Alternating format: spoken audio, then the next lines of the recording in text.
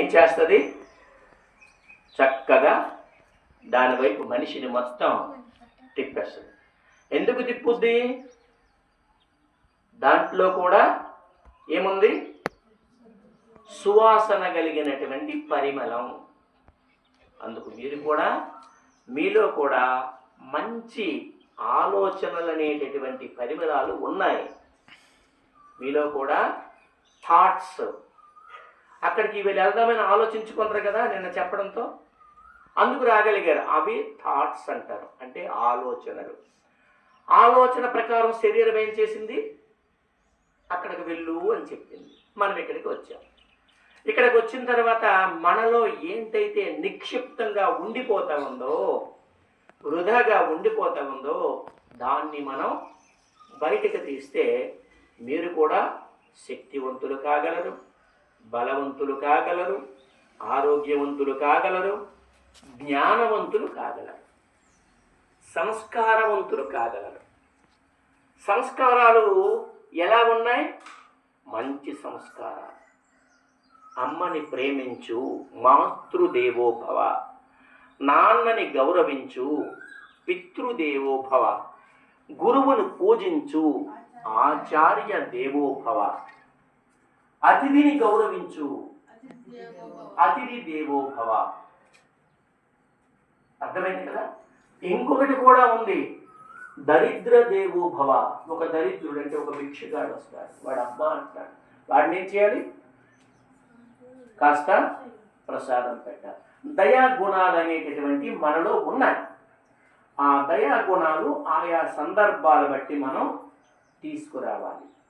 తీసుకువచ్చి ఆ దయా గుణాలని మనం ఎప్పుడైతే బయటికి పంపించామో, ఎలాగైతే ఆ మల్లెపూలు సువాసనని బయటికి పంపించి మన్నంతా తిప్పాయో, అలాగే మీరు కూడా మీలో దైవీ గుణాలని బయటికి పంచిపెడుతుంటే మీ వైపు అందరూ చూస్తారు.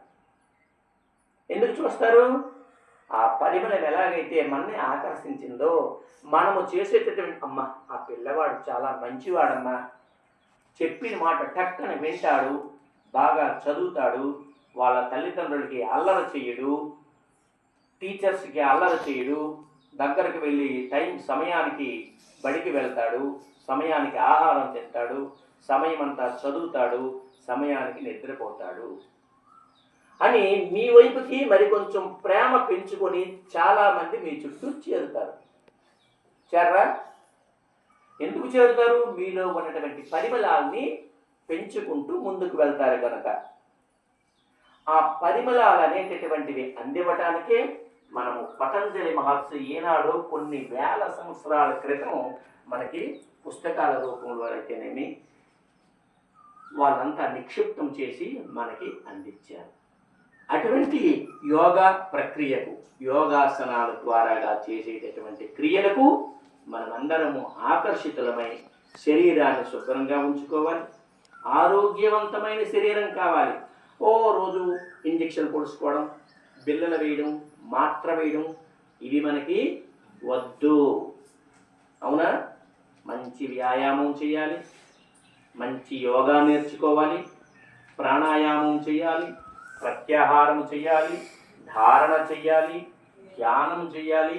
ఇవన్నీ కూడా మన హృదయంలో ఉన్నటువంటి పరిమళాలు. ఎక్కడున్నాయి? మన హృదయంలోనే ఉన్నాయి. ఎప్పుడైతే ఆ పరిమళాన్ని మనం పూర్తిగా బయటికి శిక్షణ ద్వారాగా తీసుకొచ్చి సమాజానికి మనం ఎంతో నేర్పవచ్చు. అటువంటి మంచి సమాజం కోసం ఈవేళ ప్రపంచమంతా తిరుగుతూ ఉంది. పిల్లలని తీర్చిదిద్దండి, పిల్లలని మార్చండి.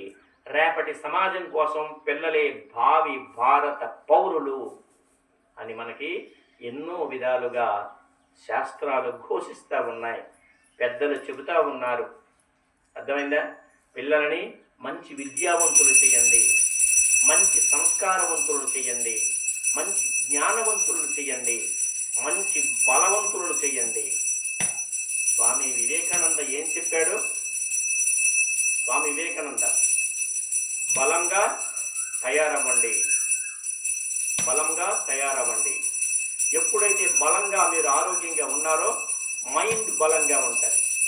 అంటే మన విజన్, మన తాలూకా చూపు, మన తాలూకా ముందు చూపు, ఓ ఈ సంవత్సరం నేను 5వ తరగతి, వచ్చే సంవత్సరం 6వ తరగతి వెళ్ళి ఇంకా మరికొంచెం ఎక్కువ మార్కులు సాధించుకోవాలి అనేటటువంటి తపనలో ఉంటారు. ఎప్పుడు ఆరోగ్యంగా ఉంటే.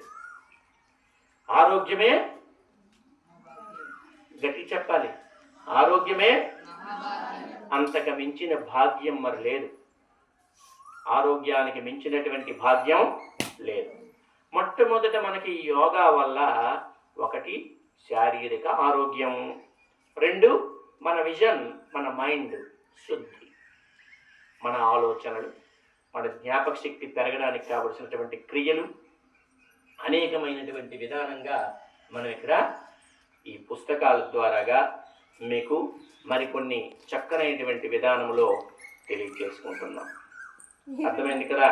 ఎప్పుడు కూడా సోమరిగా ఉండడానికి ప్రయత్నం చేయవద్దు.